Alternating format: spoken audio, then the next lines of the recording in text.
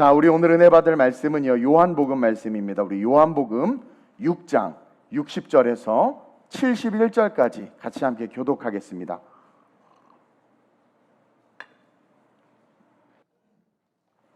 요한복음 6장 우리 60절에서 71절입니다. 제가 먼저 봉독합니다. 제자 중 여럿이 듣고 말하되 이 말씀은 어렵도다.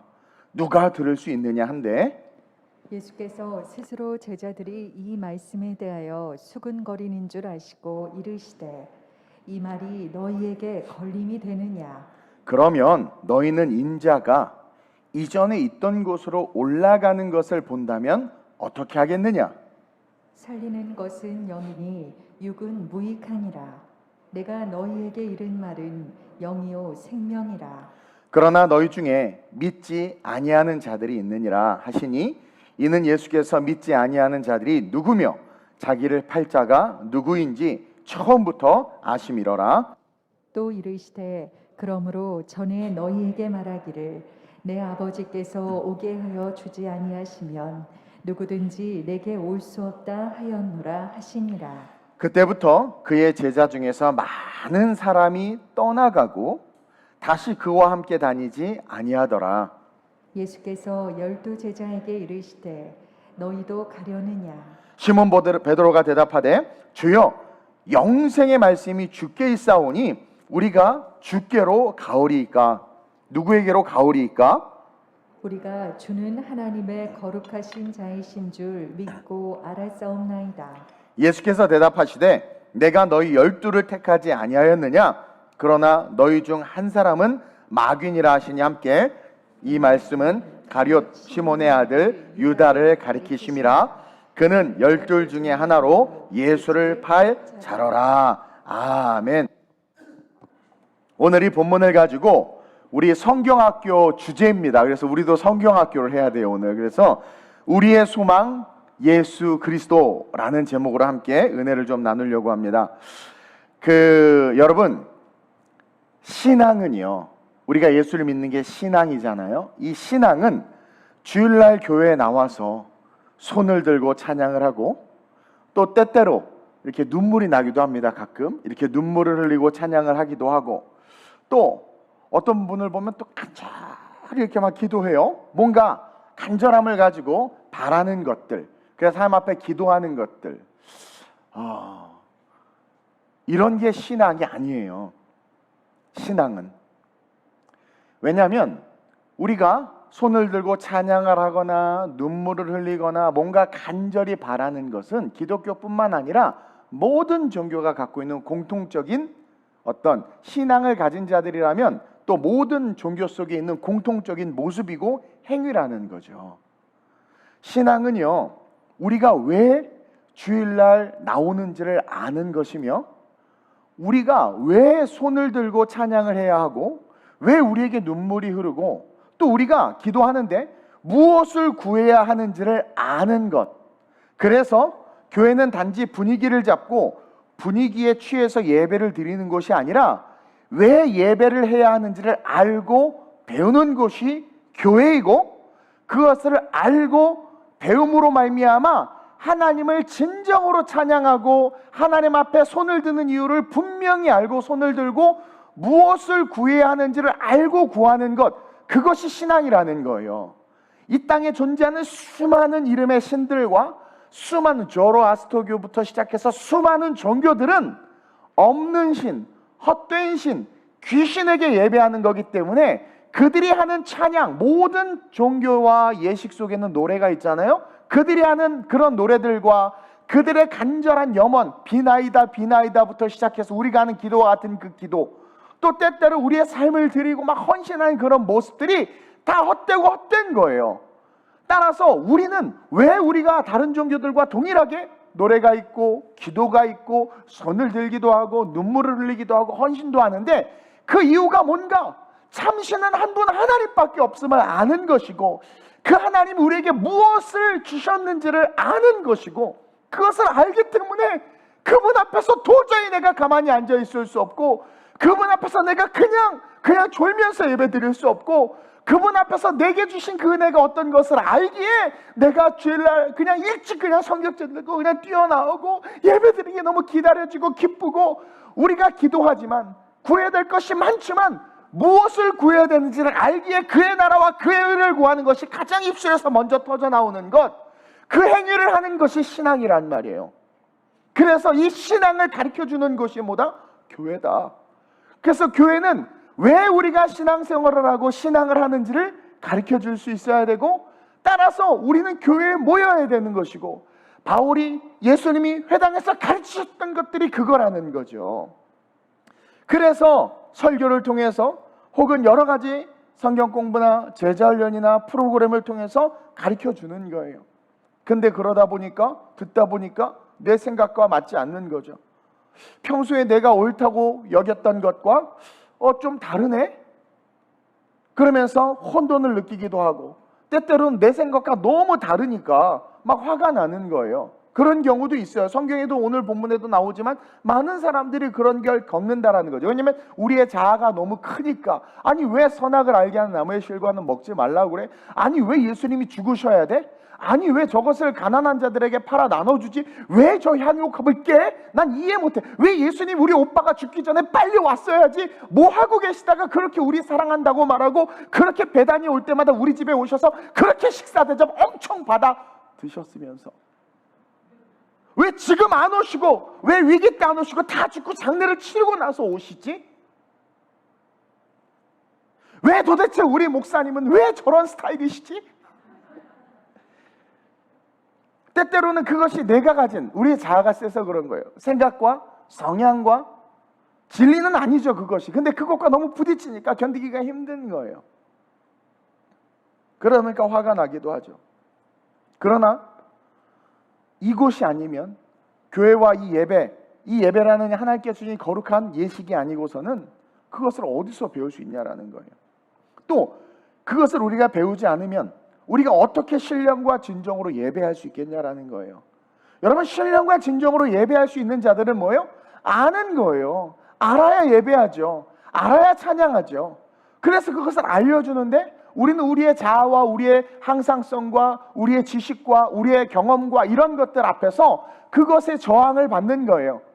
그래서 그것을 받아들이고 돌이키면 주님과 함께 영원한 천국을 바라보지만, 말씀은 열어보지도 않은 채 내 생각에는 엘리사가 나와가지고 말이야, 먼저 나한테 절을 하고, 내가 아람 군대 장관 아니야? 절을 하고 안수를 하고 나를 안아주고 고름을 빨아주고 막 그러면서 문둥병을 치료해야 되는 거 아니야? 그러니까 저항인 거예요. 너 요단강에 가서 7번 몸을 씻어.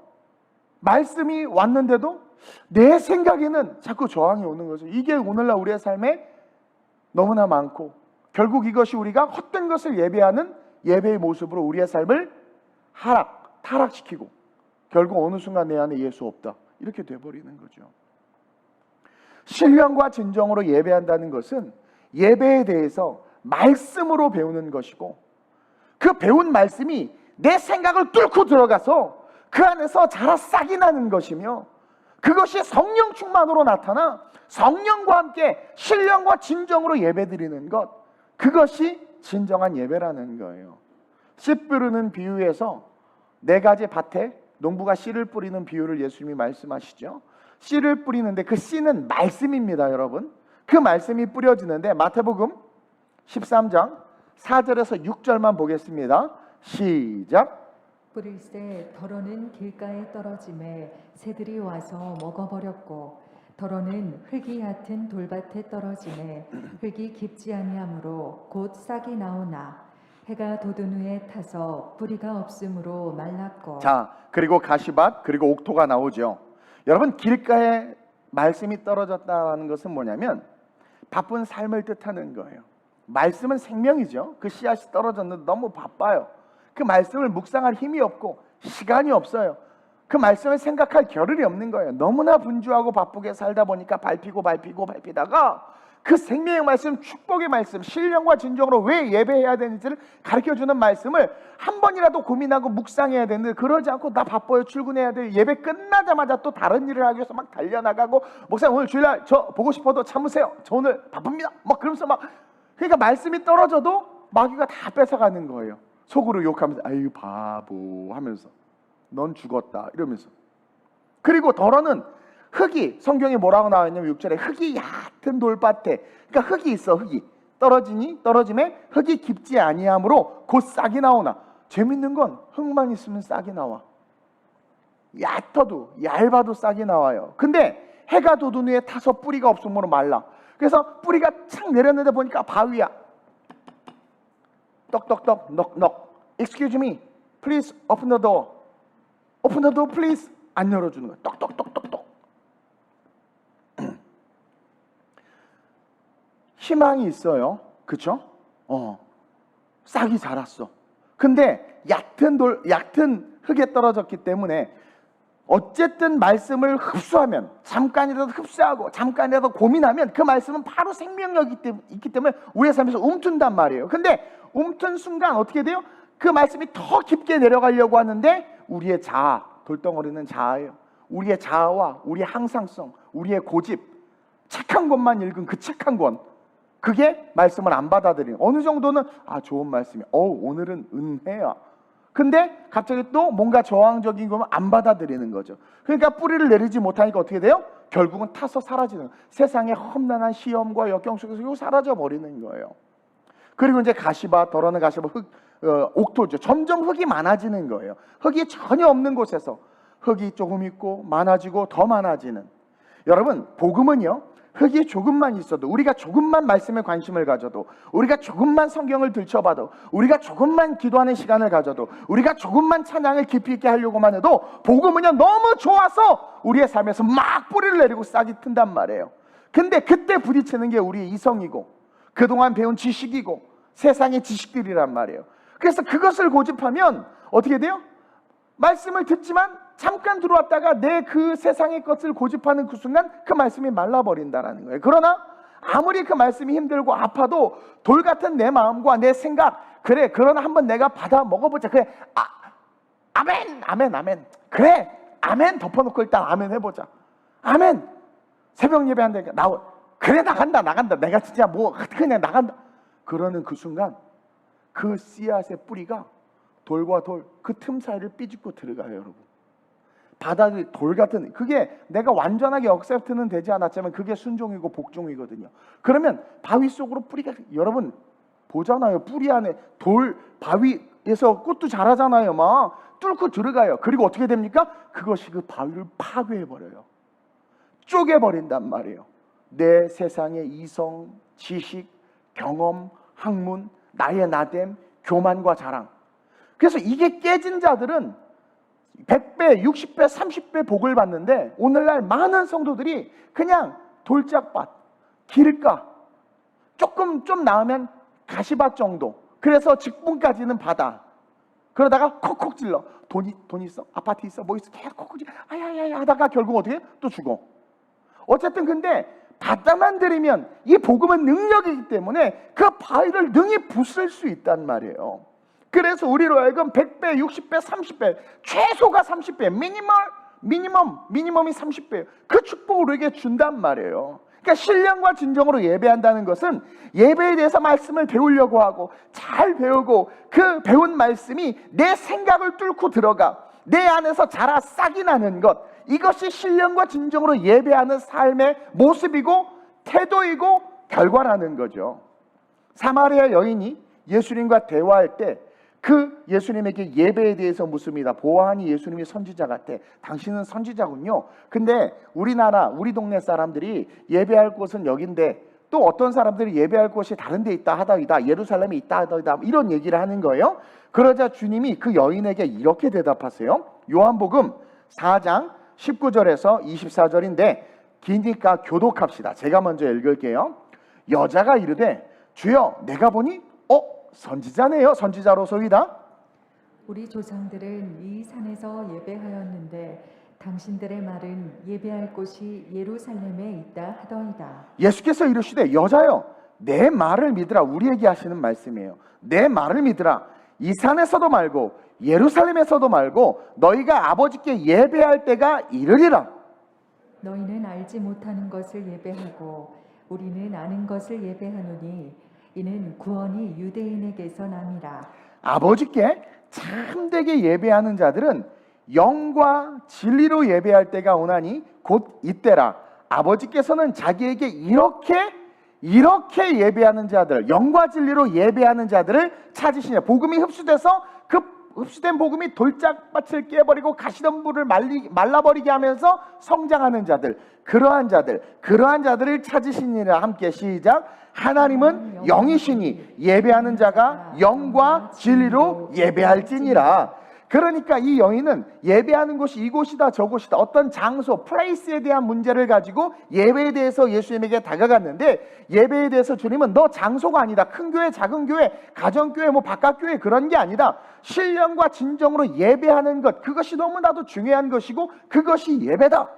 이것은 뭐냐면은요, 이제 잠시 후에 예수님께서 십자가를 완성할 텐데, 그럼 십자가가 완성돼서 구원의 문이 열려지면 그 구원의 완성으로 오신 예수님이 우리의 예배의 유이고 목적이고 본질이 된다라는 거예요. 자, 예루살렘도 그리심산도 아니야.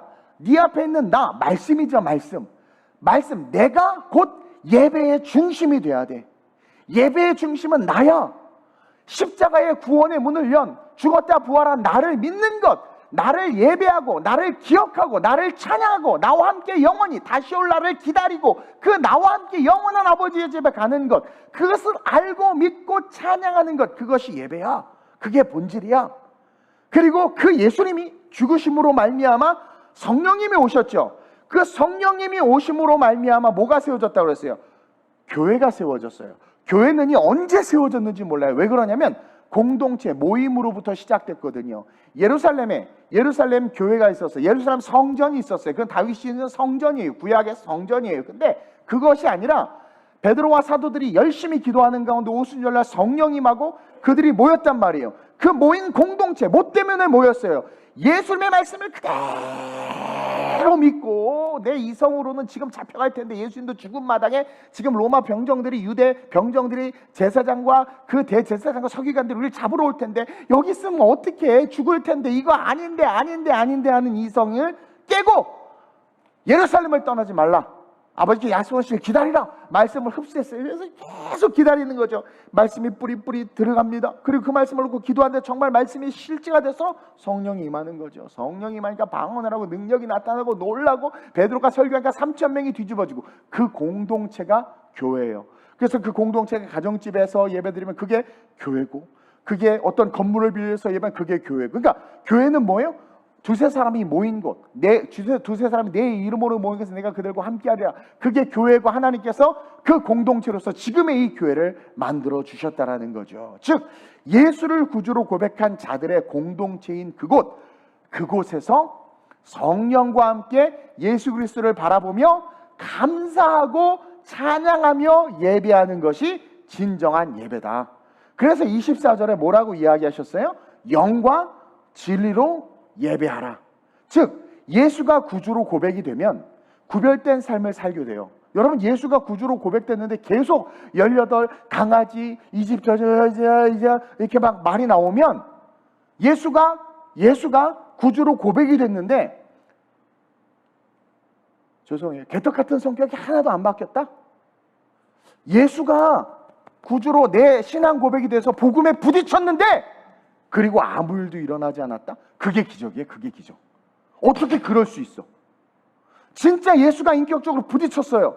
복음이 실제가 됐어요. 어머, 계셨군요. 주님이 경험되고 그 하나님의 그 크신 하나님의 사랑이 막 쏟아 부어지는데, 제가 캠퍼스 사역을 하다가 혼자 찬양을 하는데, 혼자 밤새 이렇게 기타 치고 찬양을 하는데 갑자기요 공기가 멈춘 것처럼, 그리고 그 공기가 나를 꽉 껴안는 듯한 느낌을 받았어요. 근데 왜 눈물이 날까요? 공기 따위가 뭐라고? 그 공간에 임재하신 우리 하나님. 그게 경험되어지니까 막 눈물이 나고, 그때부터 제가 제 삶을 주님께 드렸어요. 아주. 그러니까 예수님을 만났는데 아무런 변화가 일어나지 않았어. 그건 뭐예요? 신령과 진정으로 예배하는 게 아니야. 아무리 집사, 장로, 권사, 목사, 선교사여도 신령과 진정으로 예배하지 않는 거예요. 신령과 진정으로 예배하는 자가 아니라는 거예요. 그래서 정말 만남과 경험이 있으면 어떻게 돼요? 바뀌어요. 마시던 술을 누가 뭐 이거 먹어야 된다, 말아야 된다, 말하지 않아도 내려놓게 되고, 담배 펴야 그냥 내려. 왜? 믿음의 덕을 쌓게 되거든요. 그리고 누가 말하지 않아도 삶의 태도가 바뀌고, 누가 말하지 않아도 주일을 위해서 일주일이 준비되는 삶이 되고, 예배를 소중히 여기게 되고, 누가 말하지 않아도 기꺼이 감사함으로 헌금하고, 여보 미쳤어? 나 예수에게 미쳤어. 그러면서 그게 진짜 성경학교, 우리 애들 보내야지. 남편이 못 보내도 아니야 보내야 돼. 너 가. 엄마가 십자가 지고 죽을게. 너 가. 막 그러면서 막 보내고. 이게 복음이 부딪힌 자들의 실제란 말이에요. 그래서 예수가 구주로 고백이 되면 자연스럽게 구별된 삶을 살고, 그렇게 구별된 삶을 사는 자들이 함께 모여 예배하는 그 예배가 뭐다? 영과 진리로 드리는 예배라는 거예요. 그 예배가. 그래서 마태복음 18장 20절에 시작. 두세 사람이 내 이름으로 모인 곳에는 나도 그들 중에 있느니라. 그러니까 두세 사람이 모인다고 다 예배가 아니고, 두세 사람이 모인다고 다 교회가 아니에요. 뭐예요? 두세 사람이 모이는데 뭐예요? 내 이름으로. 이게 중요해요. 내 이름으로. 이게 뭐냐면 신앙이 고백된 말씀이 내 바위 같은 내 생각과 내 마음속에 삐죽고 들어와서 그 말씀이 나를 폭파시켜버려서 주는 그리스도시요 살아계신 하나님의 아들이십니다 고백한 자들, 그러한 자들이 카타콤에 들어가서 예배했고, 그러한 자들이 원형 경기장에서 찬양하다가 죽고, 그러한 자들이 한국교회, 세계교회의 역사의 증인이 됐단 말이에요. 두세 사람이 내 이름으로 모인 곳이 중요한 거예요. 근데 어떤 데는 목사의 이름으로, 사람의 이름으로, 어떤 뭐 지명의 이름으로, 인기의 이름으로, 신령과 진정으로 드리는 예배가 아니야. 예배라는 이름을 붙일 수는 있지만 하나님이 찾으시는 예배가 아니라는 거죠. 그래서 제가 요즘 계속 생각을 하고 있습니다. 무슨 생각을 하냐면, 우리 김보우 선생님 전도 안 하니까 막 좀이 쑤셔서 미치시겠다고 내가 전도하지 말라고 그랬거든요. 이 코로나 4단계라. 그랬더니 안 되겠다고 하겠다고 그래서 그래 하십시오. 내가 어떻게 말려요? 성령께서 하라고 하는데. 근데요, 이게 고민이 드는 게 뭐냐면, 불신자들에게 복음을 전할 것인가? 제 안에 그것이 먼저인가? 아니면 교회를 복음화해야 할 것인가? 요즘에 이 고민이 드는 거예요. 믿지 않는 자들과 불신자들에게 당연히 복음을 전해야 되죠. 근데 그렇게 전하면 뭐합니까? 그들이 와서 함께 드리는 예배가 신령과 진정으로 드리는 예배가 아니라면, 보세요 여러분, 부부가 서로 친하지도 않은데 가정에서 TV 놓고, 자 방송에서 다 같이 일어나서 찬양합시다. 일어나서 찬양하겠어요? 둘이 뻘쭘해가지고 서서 성경책 들고 각자 방에서 예배드리자 뭐 이렇게 되고, 또 앉아서 그냥 찬양하고, 이게 안 된단 말이에요. 그러니까 제가 느끼는 건, 불신자들에게 복음을 전하는 것도 중요한데 이것이 과연 먼저인가라는 거예요. 교회를 복음화시키는 것이 더 먼저여야 되지 않나. 그러면서 오늘날 교회에서 예배하는 수많은 사람들을 보면 사마리아 사람들처럼 알지 못하는 것을 예배하는 것 같다라는 거예요. 알지 못하는 것을. 아니 찬양하고 눈물을 흘리고 기도는 하는데, 기도를 들어보면 다 정욕에 쓰려고 하는 것이고, 눈물을 흘리는데 눈물을 게 은혜의 감사가 아니라 그냥 서럽고 슬퍼서 막 울고 막. 그리고 설교 시작하면 다 자. 말씀은 안 들어. 다 자. 그리고 또 착하게 지옥 가기 싫으니까 성금은 또 해요. 그리고 가면서 오늘 예배 드렸다. 뭘 예배하는 걸까? 그러니까 오늘날 많은 예배당에서 드려지는 수많은 예배가 사마리아 사람들처럼 알지 못하는 것을 예배하는 것 같다라는 거죠. 전에 제가 한번 설교하면서 가르쳐 드렸는데, 알지 못하는 것을 예배한다라는 그 표현이 있죠. 사마리아 여인에게 예수님이 하셨던 것. 그게 뭐예요? 북왕국 이스라엘이 성경, 선지서들을 다 없애버리고 모세 오경만을 정경이다 해가지고, 북왕국 이스라엘 사람들은 모세 오경만을 알고 믿고 그 구약의 하나님을 섬겼던 거예요. 근데 남유다는 뭐예요? 예수님은 남유다 사람이고 남유다에서 왔기 때문에, 남유다는 뭐예요? 모든 선지서들을 다 갖고 있었어요. 그래서 메시아가 올 것이다, 하나님이 원하시는 삶이 어떤 삶이고, 그 다음에 종교개혁, 히스기야로부터 선대 왕들이 어떤 종교개혁을 했고, 다윗을 하나님이 왜 이뻐했는지를 알았어요. 그러니까 말씀을 알았단 말이에요, 남유다 사람들은. 그렇게 해서 아는 것을 예배했고, 도래할 메시아를 기대하면서 예배했고 제사를 드렸고, 북왕국 이스라엘은 그냥 모세 오경만 붙잡고 예배했던 거예요. 그것을 알지 못하는 것을 예배한다. 근데 오늘 한국 교회가 알지 못하는 것을 예배하고 있는 거예요. 천국에 대해서, 재림의 주님에 대해서, 이 시대에 하나님께서 원하시는 것이 말씀 속에 어떻게 드러나고 있는지에 대해서 알려고 하지 않고 성경을 다 덮어놓고 그냥 세련된 예배, 너무 세련돼요. 너무 세련된 예배, 세상이 원하는 예배, 말씀이 원하는 예배가 아니라 그런 예배로 흘러가고 있다는 거죠. 즉 말씀을 알지 못하고 배우지 못하고 특히 메시아로 오실 예수에 대해서 알지 못하고 예배하는 예배는 예배일 수 없다는 거예요. 여러분, 예수가 빠진 예배는 예배가 아니에요. 이제 우리는 아는 것을 예배해야 되는데, 그래서 교회는 알도록 해줘야 되는 게 교회의 의무예요. 알도록 해줘야 되는 게. 교회를 둘러싼 문화적 상황과 사회적 사회적 예의를 중시하는 이런 변화와 함께 자유주의의 영향이요, 자유주의 신학의 영향이 한국 교회의 복음을 크게 약화시켰어요. 문화적 상황이라는 것은 뭐냐면 상대주의예요. 상대주의. 문화적 상황, 각각의 컨텍스트가 다른데 목사님 문화적 상황을 이해해야 합니다 라는 그런 문화적 상황이 말씀보다 더 우선시 되게 되고, 사회적인 예의가 중요하다라고 말하는 것은 뭐냐면 기독교가 배타적인 주장을 많이 하거든요. 배타적인 주장을 할 수밖에 없지. 예수만이 구원이다. 그러니까 사회적 예의라는 것은 배타적 주장에 대한 저항이에요. 배타적으로 그렇게 기독교만이 구원이 있다고 말하면 안 된다. 이게 지금 또 수면 위로 올라왔죠. 자유주의 신학은 뭐예요? 성경을, 그 권위를 부정해버려요. 여러분, 자유주의 신학의 그 모태, 그 태동은요, 성경의 권위를 하향시키면서부터 등장한 거거든요. 그러니까 자유주의 신학이 결국 어떻게 되나? 성경의 권위를 부정해버리죠. 이런 상황과 환경이란 말이에요. 그래서 어느 순간 교회 안에서의 예배는요, 문화적 상황과 사회적 예의와 자유주의적 이런 신학 속에서 예배가 드려지는 거죠.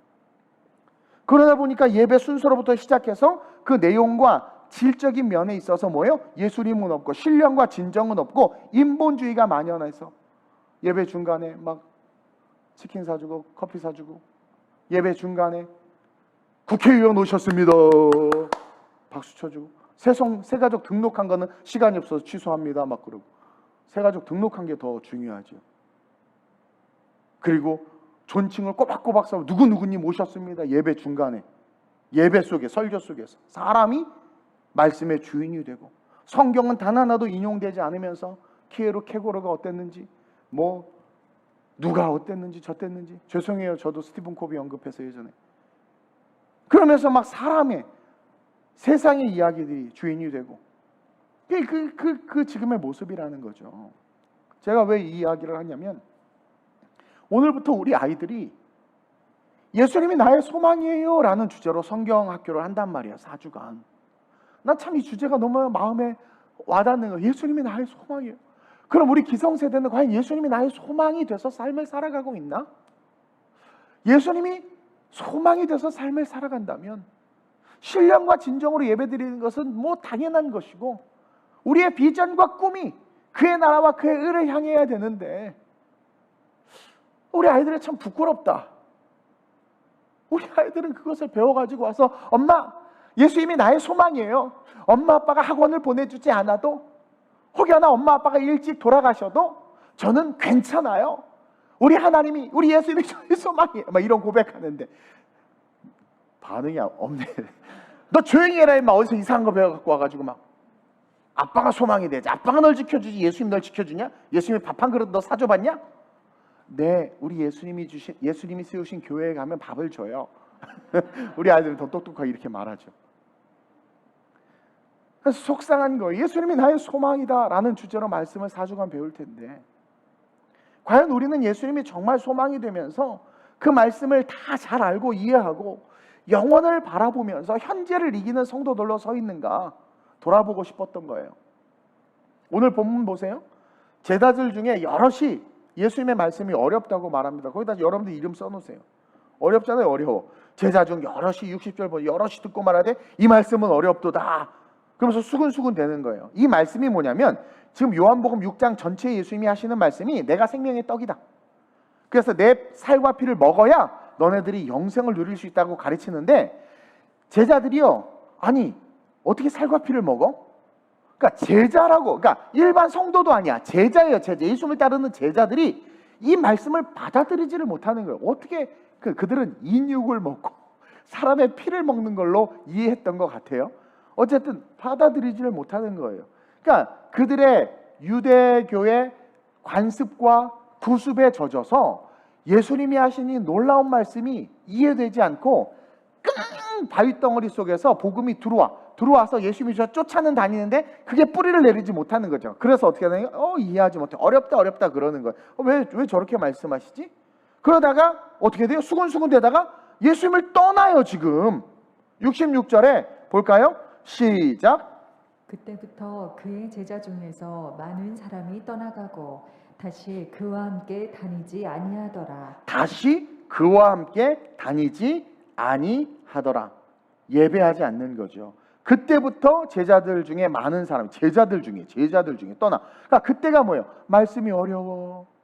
말씀을 알려고 하지 않는 거예요. 말씀을 받아들이지 않기 시작하면서부터 우리의 생각과 마음과 유치의 탈, 영혼이 떠나고 육체만 본당에 앉아 있는 거죠. 이렇게 떠나고 봉사와 섬김에서 자유로워지고, 자유롭다는 거 안 하는 거예요. 그렇게 되는 거예요. 그래, 그 전까지는 예수님의 말씀이 좀 이해가 안 되기도 하고 팔복을 들으면서 복 얘기하니까 조금 좋기도 하지만 뭐 좀 수긍할 것도 있었어. 그래서 졸졸졸졸 쫓아다녔단 말이에요. 근데 야, 이거 살과 피를 먹는 건 좀 너무하지 않아? 이거 도저히 이해가 안 돼. 난 말이 안 돼. 도대체 난 저 인간 따라갈 수가 없어. 이건 아닌 것 같아. 이건 아닌 것 같아. 그러면서 떠나는 거예요. 사실 떠나면 안 되고 붙잡혀 있어야죠. 근데요, 주님은요, 복선으로, 오늘 이 말씀을 복선으로, 제자들 중에 허다한 무리가 떠난다고 말하면서 복선으로 이것이 마귀가 원하는 것이고 마귀가 하는 일이고 마귀가 성도를 교회로부터, 복음으로부터 분리시키기 위한 역사다라는 것을 지금 가르쳐주고 있는 거예요. 즉 말씀을 이해하려고 하고 말씀을 받아 먹으려고 하고, 너희가 언제까지 연한 것만 먹겠느냐, 단단 것을 씹어 먹으라. 다 컸는데 엄마 젖 주세요 그러고, 다 컸는데 엄마 전 유아식이 맛있어요. 저는요 이런 거 싫어요. 말이 다 컸으면 어떻게 해야 돼요? 이제 단단한 것을 씹어 먹어야 되는데 단단한 것을 먹이니까 싫어요. 그러니까 말씀을 이해하는 게 아니라 믿는 것임을 우리에게 가르쳐 주는 거예요. 여러분, 말씀은요 이해하는 게 아니라 그냥 믿는 거예요. 아멘하고 믿는 거예요. 근데 이들은 자꾸 어린아이처럼 젖만 달라는 거죠. 살과 피를 먹고 마신다는 것, 그리고 그래야 영생을 얻는다는 것, 즉 너희가 구원받을 길은 나밖에 없다라는 것을 지금 가르치고 있는 거거든요.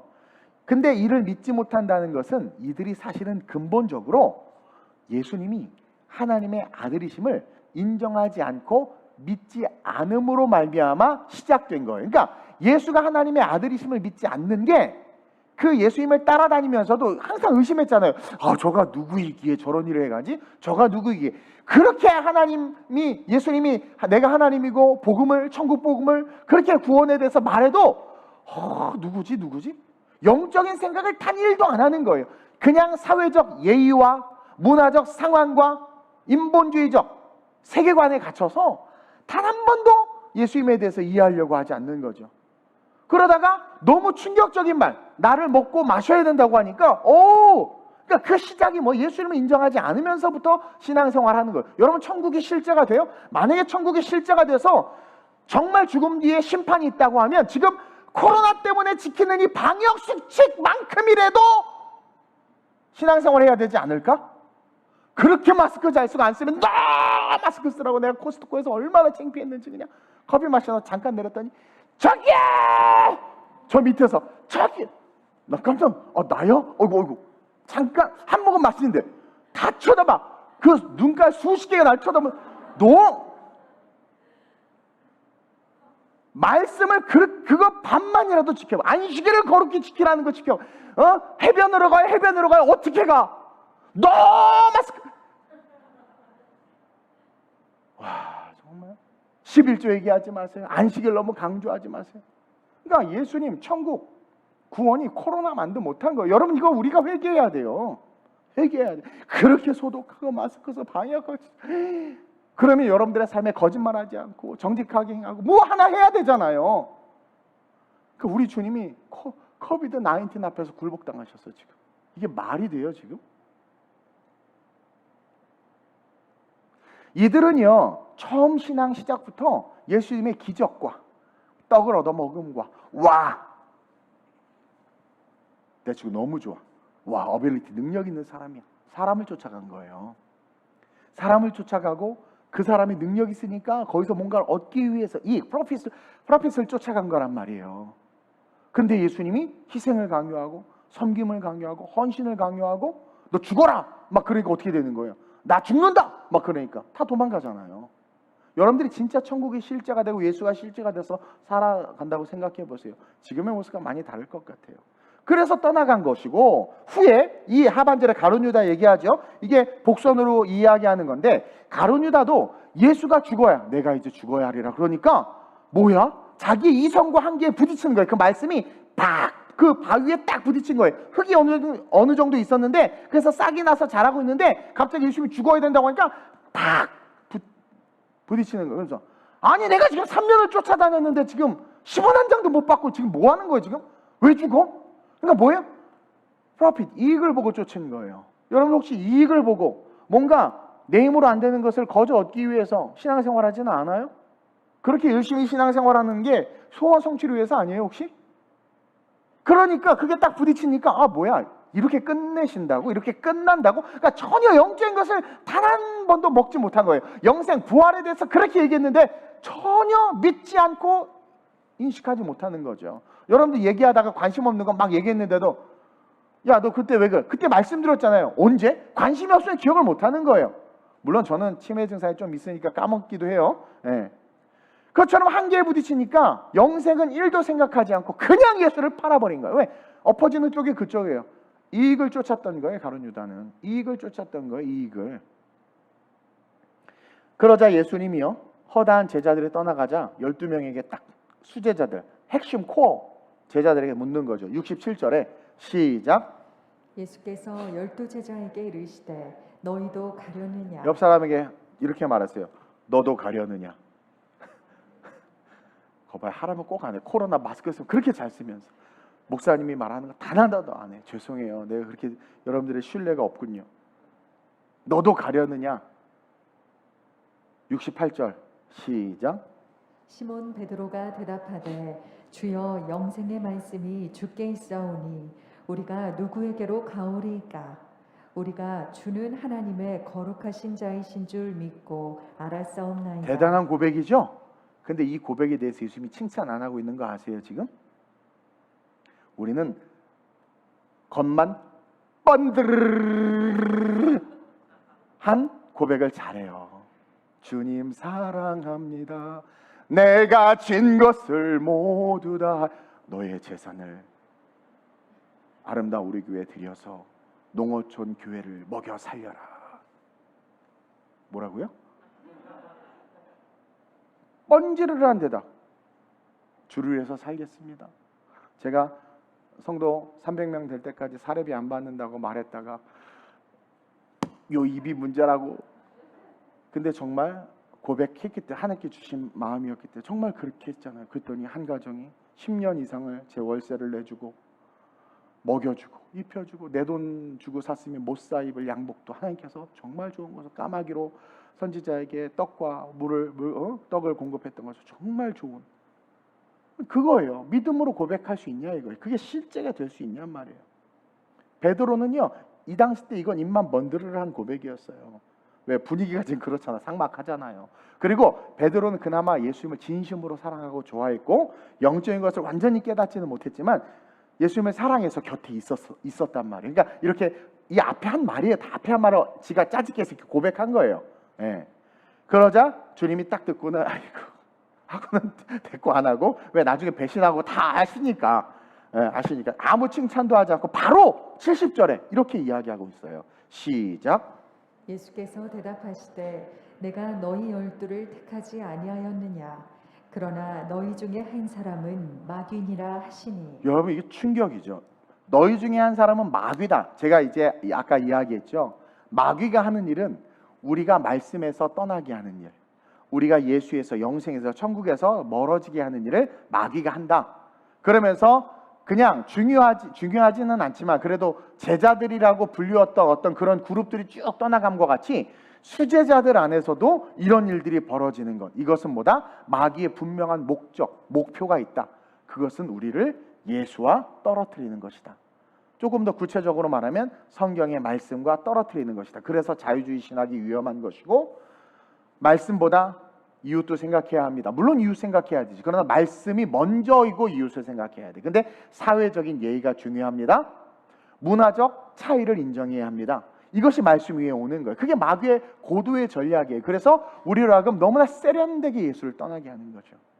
첫째로 베드로의 고백도 아직은 완전한 신앙 고백이 아니었다라는 것을 기억하면서 우리는 예수님이 나의 소망이 되기 위해서 늘 겸손해야 되는구나. 여러분 겸손해야 돼요. 오래된 신자일수록 겸손해야 돼요. 그리고 동시에 둘째로 말씀을 배우지 않고 받아들이지 않는 자들은 늘 always 항상 마귀로부터 유혹과 공격을 당하게 되고 그 유혹과 공격의 결론은 복음에서 말씀에서 멀어지는 것이다. 예수를 떠나게 되는 것이다 라는 것을 배울 수 있어야 돼요. 자, 예수를 떠나지만 교회는 안 떠나. 이게 또 교회의 심각한 문제가 되죠. 왜? 그들을 통해서 마귀가 교회 안에 뭘 일으켜요? 분열을 일으켜요. 다툼을 일으켜요. 물질이 중요. 딱 어떤 사건이 벌어지잖아요. 그럼 그 사람이 어디에 초점이 있는지를 알아. 아, 저 사람 물질에 매여 있구나. 물질을 받을 그릇이 안 되는 사람이 물질을 받는다고 하니까 화가 나는 거죠. 물질에 묶여 있는 거예요. 어떤 사람은 목사님이 누구만 자꾸 인정하니까 막 화가 나. 그 사람은 뭐예요? 인정받고자 하는 욕구가 말씀보다 더 있는, 거기에 묶여 있는 거예요. 그래서 마귀는 그것들을 가지고 우리로 하여금 말씀과 멀어지게 한다라는 거죠. 그래서 성경은 베드로전서 5장 8절에 시작. 근신하라 깨어라 너희 대적 마귀가 우는 사자같이 두루다니며 삼킬 자를 찾나니. 자, 마귀의 정체, 마귀의 하는 일, 두루다니면서 삼킬 자를 찾는다. 따라서 너희는 근신하고 깨어라 라는 말이 다른 말로 말하면 말씀에 뿌리 박혀 있어라 이거예요. 그러니까 말씀에 뿌리 박혀 있으니까 늘 근신하고 늘 깨닫고 왜 깨어나고 내가 또 잘못했구나, 잘못된 선택을 했구나 그러는 거예요. 그러면서 야고보서 4장 7절에 시작.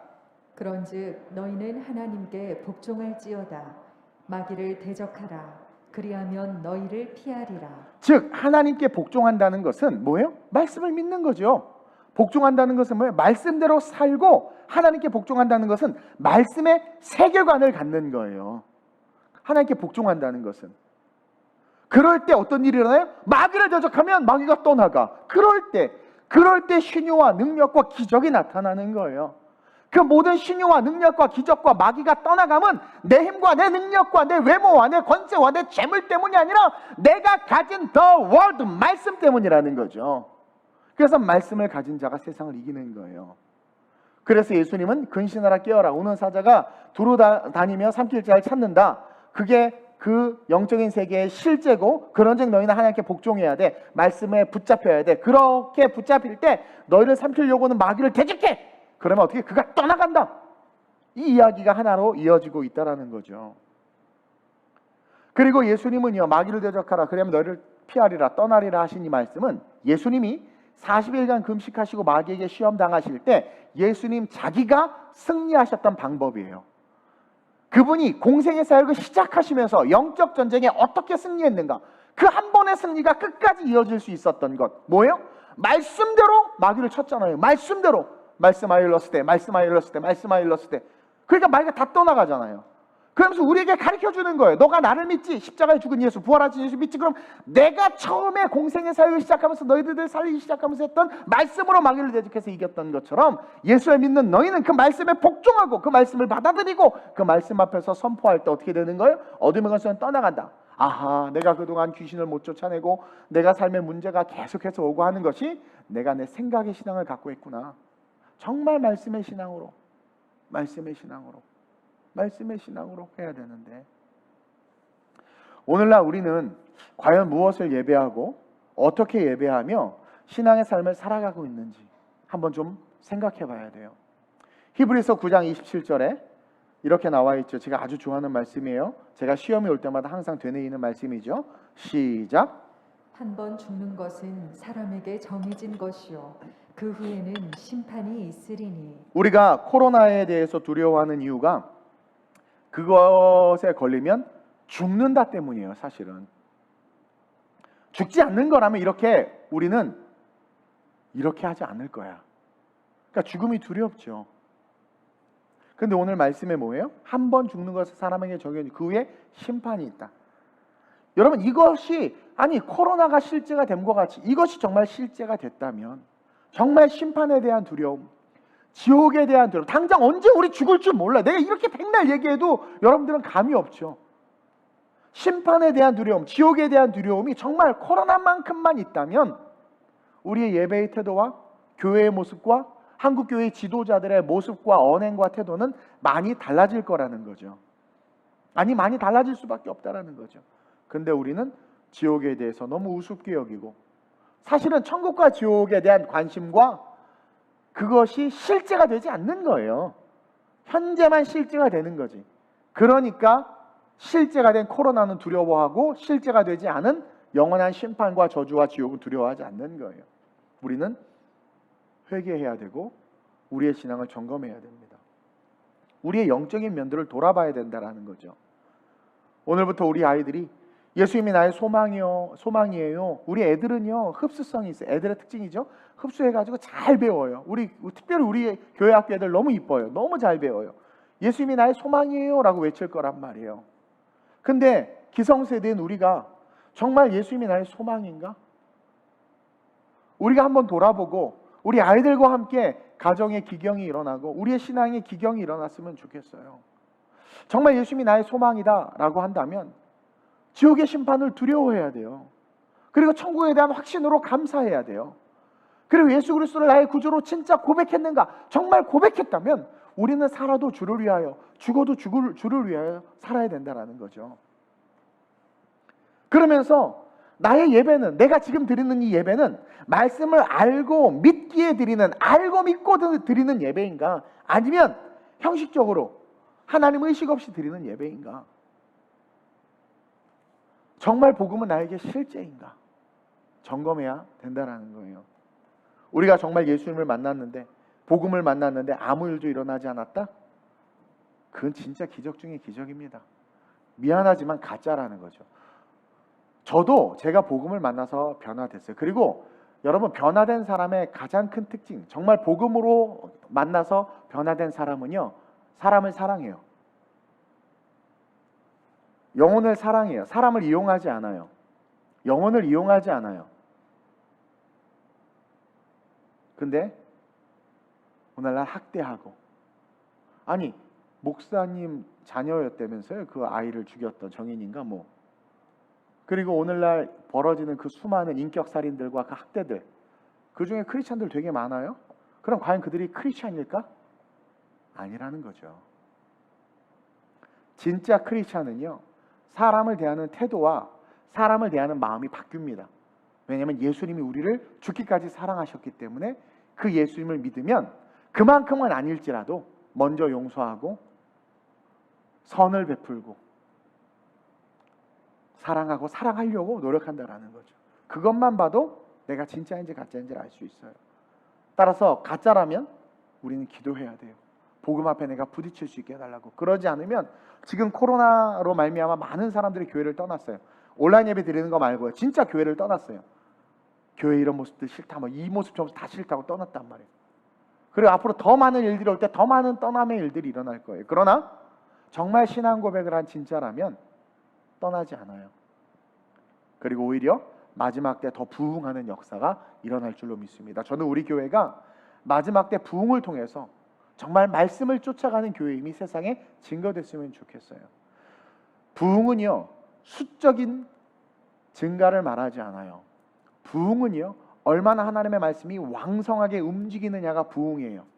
보세요. 바울 한 사람이 얼마나 왕성하게 움직였습니까?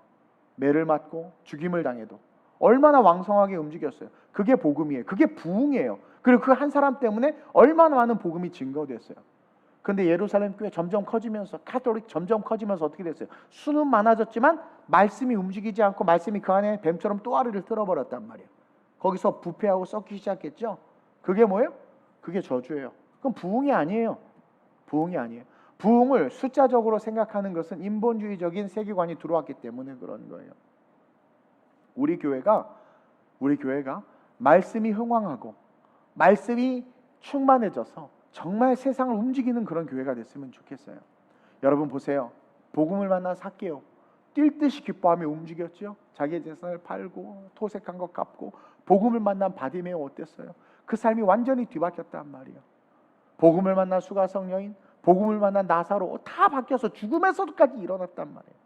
우리의 삶에 변화가 있어야 되고 그 변화로 말미암아 우리의 삶에 신령과 진정으로 드리는 예배가 회복되어야 된다는 거예요.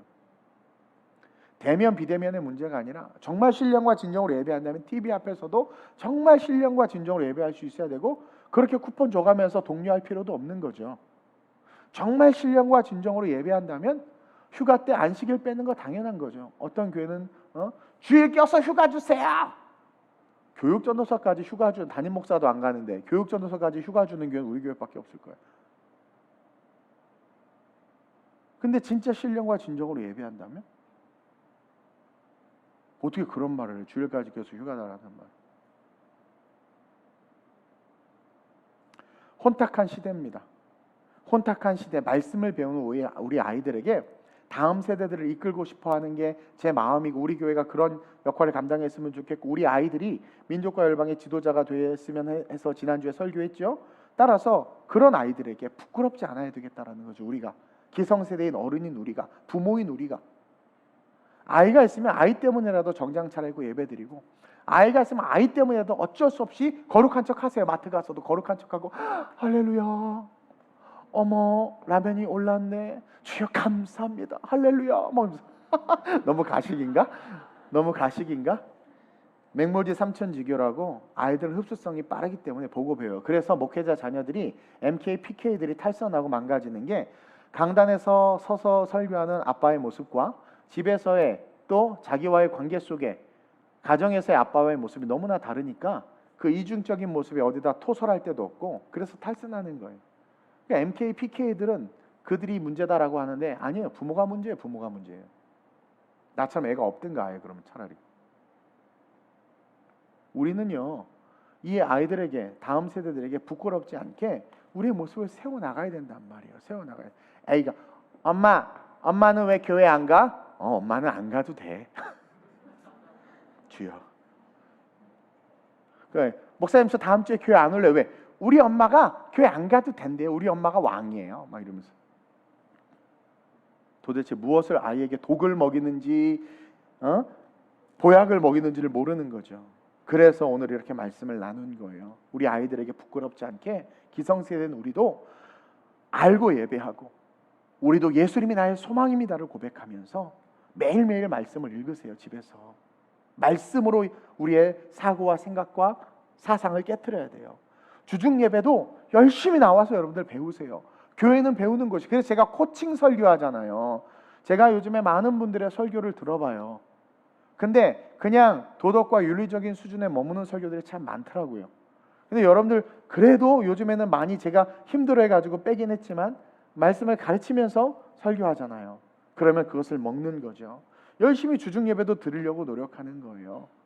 또 가정에서도 일주일에 한 번 힘들면 한 달에 한 번이라도 마지막 주 주일 저녁에는 주보에 나와 있는 가정 예배를 우리 가정 예배 드린다. 그러면서 예배 드리면서 애들 얘기도 쭉 들어보고, 그래서 아이들 놓고 기도해주고, 회개.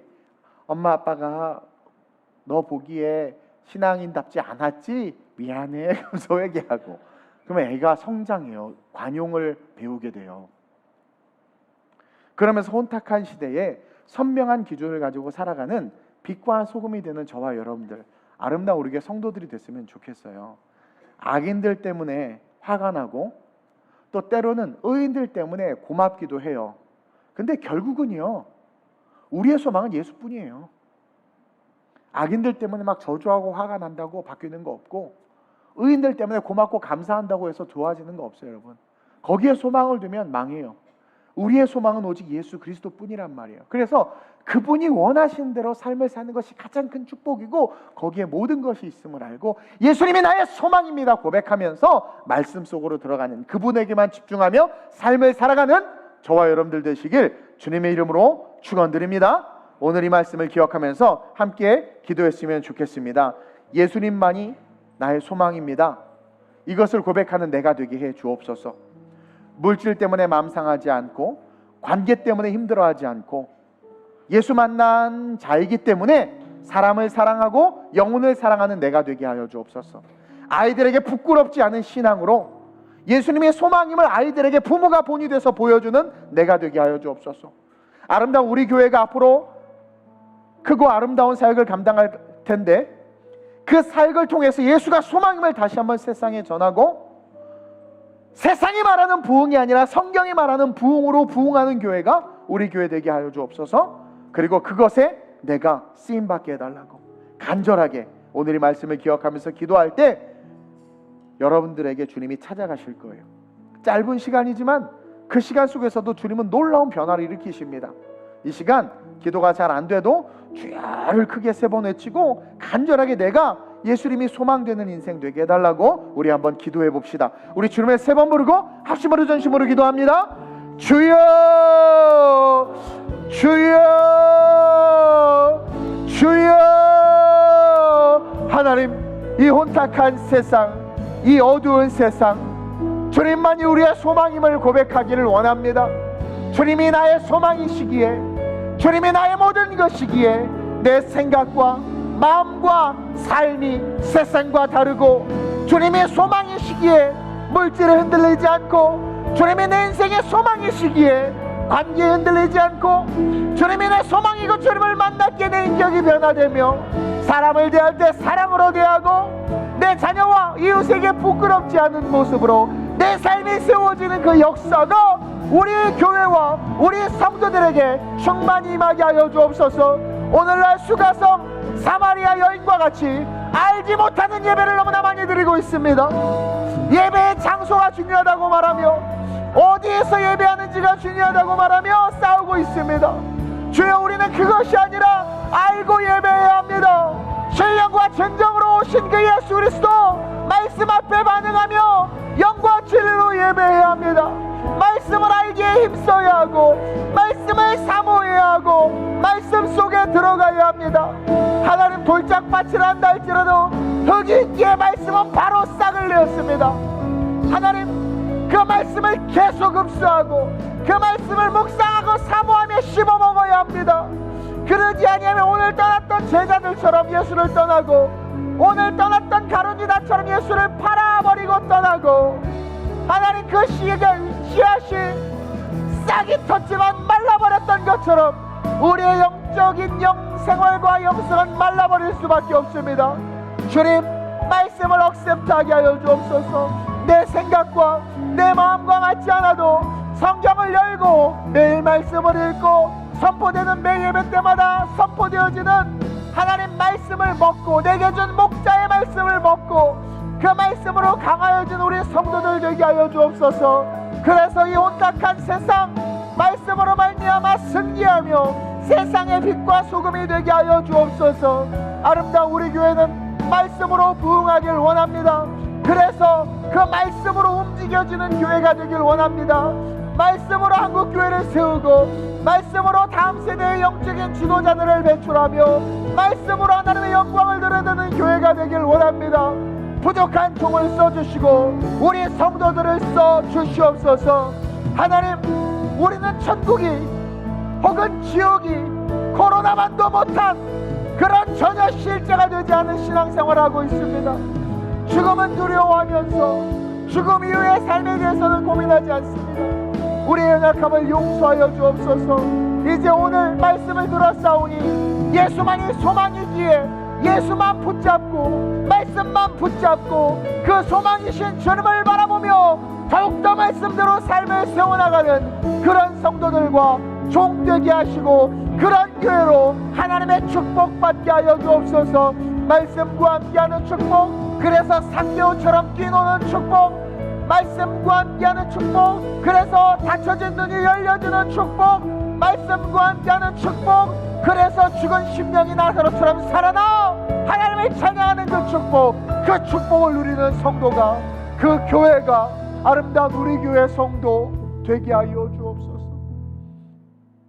좋으신 아버지 하나님, 오늘부터 4주간 매 주일마다 온라인 오프라인으로 우리 교회 학교 모든 아이들이 예수님이 나의 소망입니다 라는 주제로 말씀을 배웁니다.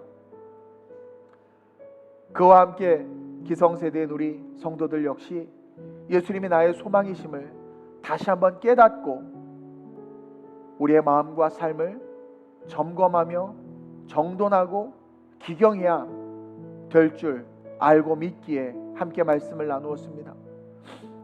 예수님의 말씀이 너무 어려워서 이해할 수 없어서 사실은 용납되지 않아서 제자들이 떠났습니다.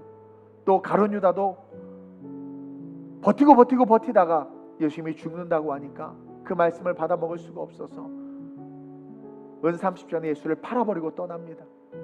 지금의 세상, 앞으로의 세상은 이럴 수밖에 없습니다. 주님은 신령과 진정으로 예배하는 것이 무엇인지 우리에게 가르쳐주고 그와 같이 예배하는 자들을 찾으신다고 말씀해 주셨습니다. 모두가 예수를 떠날 수밖에 없는 이 시대에 정말 신령과 진정으로 예배함으로 그 예수와 함께하는 인생, 그 예수와 함께 승리하는 인생, 그 인생이 우리 성도들의 인생 될 수 있도록 주님 축복해 주시고 역사해 주옵소서. 그러기 위해선 말씀을 알아야 하고 말씀을 먹어야 합니다. 영과 진리로 예배해야 합니다. 말씀으로, 성령으로 예배해야 합니다. 우리 교회가 말씀으로 부응하는 교회, 그 말씀이 움직여지는 교회, 그 말씀으로 움직여지는 교회, 그 말씀을 동서사방 좌우로 횡과 종으로 행하며 전하는 그러한 교회 될 수 있도록 주님 인도해 주시고, 복음에 부딪혀서 정말 복음이 실제가 돼서 지금은 코로나만도 못한 것이 복음이 되어버렸습니다. 그렇게 죽음이 두려워서 철저하게 마스크 쓰고 안 쓰면 그렇게 욕을 하고 온갖 것들을 방역한다고 떠들면서 심지어 교회 문까지 걸어 닫고 있는 이 시점에 전혀 천국은 바라보지도 못하고 전혀 지옥에 대해서 생각하지도 않고 입술로만 베드로가 오늘 고백한 것처럼 입술로만 번드르르하게 고백하면서 주님의 칭찬도 받지 못한 채 그렇게 알지 못하는 것을 예배하면서 죽어가고 있지는 않는지, 그러다 결국 떠날 수밖에 없는 존재인데 마귀가 그렇게 만드는데 아무것도 모르고 무방비 상태로 그렇게 당하고 있지는 않는지 돌아보며 다시 한번 우리 스스로의 신앙과 마음을 되새겨 하나님의 말씀에 굳건히 뿌리박아 아름답게 성장하는 교회와 성도가 우리가 되게 하여 주옵소서. 우리 교회 학교 아이들과 함께 우리 부모들과 아름다운 우리 교회 모든 가정은 오늘 이 시간 이후로부터 말씀 속으로 들어가고 말씀을 붙잡고 알고 예배하는 예배자들이 되며 알고 예배하기에 더욱더 주님 앞에 겸비된 모습으로 성장해 하나님의 축복뿐만 아니라 분명한 사명과 비전을 받아 위대한 삶을 살아갈 수 있는, 영원까지 메아리치는 일들을 만들어낼 수 있는 존귀한 자들로 서게 하여 주옵소서. 감사함을 드리며 좋으신 예수님의 이름으로 축복하며 기도드립니다. 아멘.